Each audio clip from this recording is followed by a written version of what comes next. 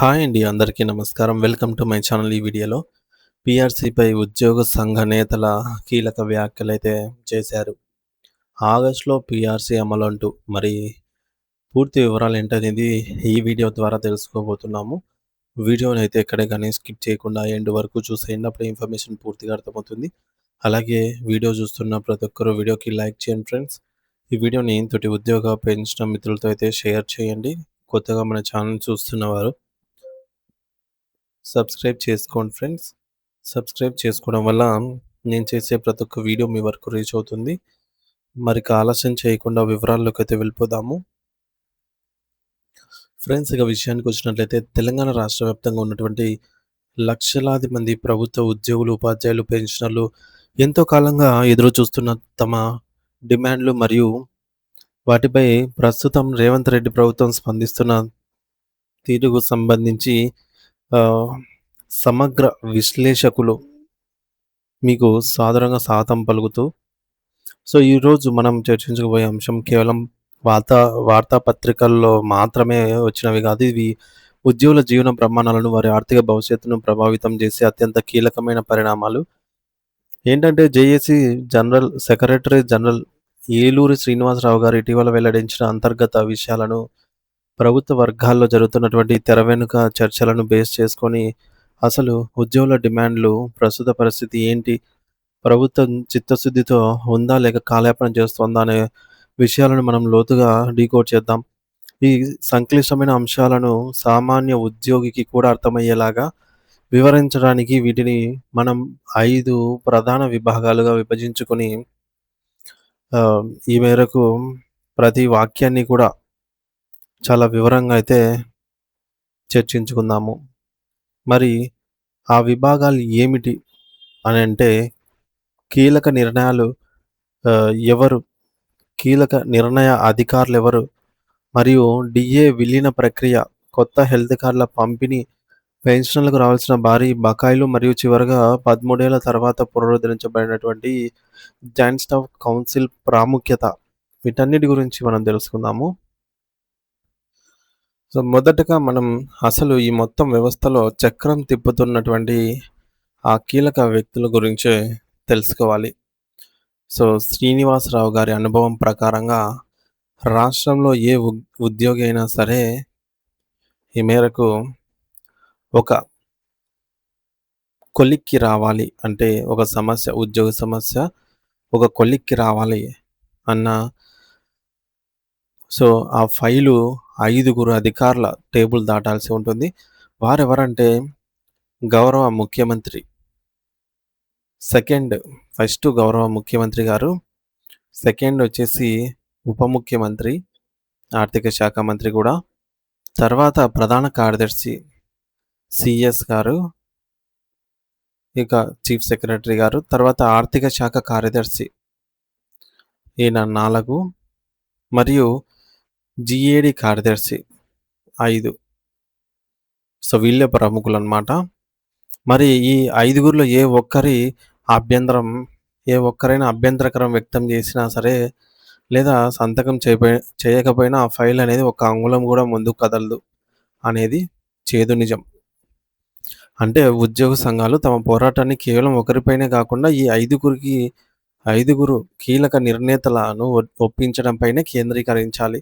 ఇకపోతే ఉద్యోగ సంఘాలు ప్రభుత్వానికి సమర్పించిన మొత్తం ఈ యొక్క 63 డిమాండ్ల పరిస్థితిని గనక గమనిస్తే, మరి అందులో ఇప్పటి వరకు కేవలం 26 డిమాండ్లు మాత్రమే పాక్షికంగా లేదా పూర్తిగా పరిష్కారం అయ్యాయి. 63 డిమాండ్లకు గాను మరి మిగిలినటువంటి 37 డిమాండ్లు ఇంకా పెండింగ్‌లోనే ఉన్నాయి.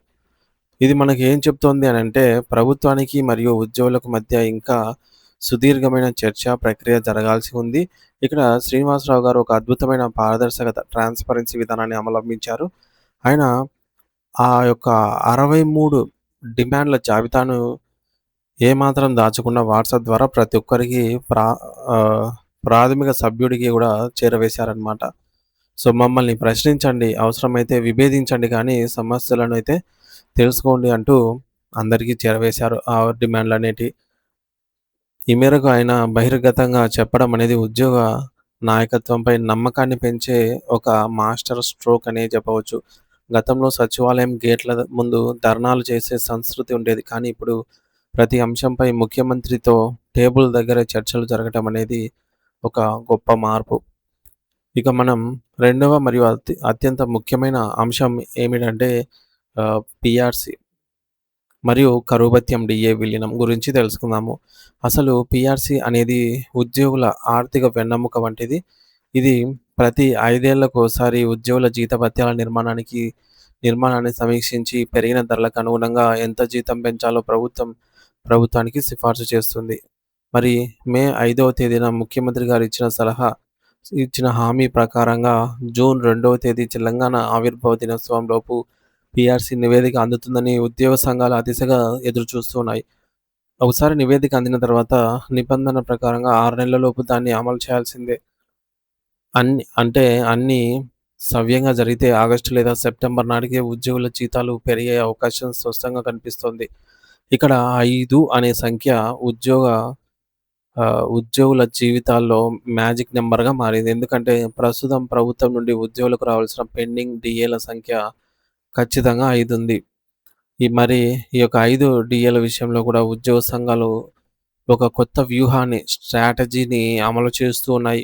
పాత పద్ధతిలో ఒక్కో డీఏని విడివిడిగా ఇవ్వమని అడగకుండా ఈ యొక్క 5 పెండింగ్ డీఏలను కొత్త పీఆర్సీలో కలిపేసి మెర్జ్ చేసి దాని ద్వారా బేసిక్ పేను భారీగా పెంచాలని డిమాండ్ చేస్తున్నాయి. అంతేకాకుండా రాబోయే 2008 పీఆర్సీ గురించి కూడా ఇప్పటి నుంచే ఒక స్పష్టమైన విజన్‌తో పావులు కదుపుతూ ఉండటం అనేది విశేషం. ఇక మూడో విభాగం మనం తక్షణమే పరిష్కారం కాబోతున్నటువంటి కొత్త హెల్త్ కార్డ్స్. సో, ఈ ఎంప్లాయీ హెల్త్ స్కీమ్ గురించి మాట్లాడుకుందాము. రాష్ట్ర ఉప ముఖ్యమంత్రి మరియు చీఫ్ సెక్రటరీ గారు ఇచ్చినటువంటి ఆదేశాల ప్రకారంగా జూన్ 1వ తేదీన హెల్త్ కార్డుల పంపిణీ డెడ్‌లైన్‌గా అయితే పెట్టుకున్నారు. ఇక్కడ ఒక చిన్న లాజిక్ గమనించాలి. జూన్ 2వ తేదీ రాష్ట్ర అవతరణ ఉత్సవాల హడావిడిలో ఈ హెల్త్ కార్డుల అంశం మరుగున పడిపోకూడదని అత్యంత తెలివిగా ఒకరోజు ముందుగానే అంటే జూన్ 1వ తేదీన వీటిని పంపిణీ చేయాలని నిర్ణయించారు. కేవలం కార్డులు ఇవ్వడమే కాకుండా భవిష్యత్తులో ఆసుపత్రులలో నగదు రహిత వైద్యం పొందడంలో ఎదురయ్యే ఇబ్బందులను పరిష్కరించడానికి ఒక ప్రత్యేక ట్రస్ట్ కమిటీని ఏర్పాటు చేస్తున్నారు. ఈ కమిటీలో ఒక గొప్ప సమతుల్యత బ్యాలెన్స్ ఉంది. అది ఏమిటంటే 8 మంది ఉద్యోగ సంఘాల ప్రతినిధులు ఉంటే సరిగ్గా 8 మంది ప్రభుత్వ ఉన్నతాధికారులు ఉంటారు. స్వయంగా చీఫ్ సెక్రటరీ గారే దీనికి చైర్మన్‌గా వ్యవహరిస్తారు. కాబట్టి ఆసుపత్రుల యాజమాన్యాలు బిల్లుల పేరుతో ఉద్యోగులను ఇబ్బంది పెట్టే అవకాశం అనేది ఉండదు. నాలుగవ అంశం మన వృద్ధ పెన్షన్‌లకు సంబంధించి అత్యంత సున్నితమైన మరియు ఆర్థికపరమైన విషయము. రిటైర్డ్ ఉద్యోగులకు రావాల్సినటువంటి పెండింగ్ మొత్తం అక్షరాల 6,000 కోట్ల పైమాటే. జీవితాంతం సేవ చేసి విశ్రాంతి తీసుకుంటున్న వృద్ధులకు ఈ సొమ్ము అందకపోవడం అనేది వారి కుటుంబాలకు పెద్ద ఇబ్బందిగా అయితే మారింది. అయితే ఇప్పుడు ప్రభుత్వం ఈ యొక్క 6,000 కోట్ల రూపాయల బకాయిలను కేవలం 100 రోజుల్లోనే క్లియర్ చేస్తామని ఒక చారిత్రాత్మకమైనటువంటి కమిట్మెంట్ ఇచ్చింది. ఆర్థిక శాఖ కార్యదర్శులు దీనిపై ఒక స్పష్టమైన రూట్ మ్యాప్ సిద్ధం చేశారు కూడా. మరి ప్రతి నెల రెగ్యులర్‌గా ఇచ్చేటటువంటి 1,000 కోట్ల రూపాయలకు ఇది అదనం కావడం విశేషం. అంటే రాబోయే 4 నెలల్లో పెన్షనర్ల ఖాతాల్లోకి భారీ మొత్తాలొచ్చి చేరబోతున్నాయి. ఇది గనక సకాలంలో పూర్తయితే వృద్ధాప్యంలో మందుల ఖర్చులకు మరియు ఇతర అవసరాలకు పెన్షనర్లకు ఒక గొప్ప ఆర్థిక భరోసా దొరికినట్లే అవుతుంది. ఇక చివరగా మరియు అత్యంత కీలకమైనటువంటి అంశం ఏంటంటే జాయింట్ స్టాఫ్ కౌన్సిల్ జేఏసీ పునరుద్ధరణ. ఇకపోతే ఇక్కడ చాలా మందికి జేఏసీకి మరియు జేఎస్సీకి మధ్య తేడా తెలీదు. జేఏసీ అనేది రోడ్లపైకొచ్చి ధర్నాలు, ఆందోళనలు చేసే ఒక పోరాట వేదిక. కానీ జేఎస్సీ అంటే జాయింట్ స్టాఫ్ కౌన్సిల్ అనేది రాజ్యాంగబద్ధంగా, అధికారికంగా ప్రభుత్వం మరియు ఉద్యోగుల మధ్య జరిగే చర్చల కోసం ఏర్పడిన ఒక చట్టబద్ధమైన సంస్థ అన్నమాట జేఎస్సీ అనేది. మరి అటువంటి అత్యంత కీలకమైన సంస్థ గత 13 సంవత్సరాలుగా ప జు 2012 జూలై 30 నుండి పూర్తిగా నిర్వీర్యమైపోయింది. ఒక్క మీటింగ్ కూడా జరగలేదు. ఇప్పుడు ఆహ్, రేవంత్ ప్రభుత్వం ఈ జేఎస్సీని పునరుద్ధరించడం అనేది ఉద్యోగ చరిత్రలో ఒక గేమ్ చేంజర్ లాంటి పరిణామము. ఈ యొక్క రీయాక్టివేట్ అయిన జేఎస్సీ ముందు ఉన్నటువంటి అతిపెద్ద సవాలు కాంట్రిబ్యూటరీ పెన్షన్ స్కీమ్ రద్దు. మరి 2004 తర్వాత చేరిన ఉద్యోగుల పెన్షన్ భవిష్యత్తుపై నెలకొన్న ఆందోళనను తొలగించడమే ఈ యొక్క కౌన్సిల్ ప్రధాన లక్ష్యము. సిపిఎస్ రద్దుపై ప్రభుత్వం గాలిలో హామీలివ్వకుండా జేఏసీలో కూర్చొని పూర్తి స్థాయి లెక్కలతో ఒక తార్కిక ముగింపుకి రావాలి అని నిర్ణయించడం వారి ప్రాక్టికల్ అప్రోచ్‌కు నిదర్శనం. 13 ఏళ్ల సుదీర్ఘ నిశ్శబ్దం తర్వాత పునఃప్రారంభమైనటువంటి ఈ యొక్క చర్చల ప్రక్రియ 100 రోజుల డెడ్‌లైన్‌లు, పారదర్శకమైన విధానాలు చూస్తూ ఉంటే దశాబ్దాలుగా ఉన్నటువంటి క్రాటిక్ అడ్డంకులు తొలగిపోయి ఉద్యోగులకు మంచి రోజులొస్తాయని ఆశించవచ్చు. ప్రభుత్వం మరియు ఉద్యోగుల మధ్య ఈ కొత్త బంధం రాష్ట్ర అభివృద్ధికి ఎలా తోడ్పడుతుందో మనం వేచి చూడాలి.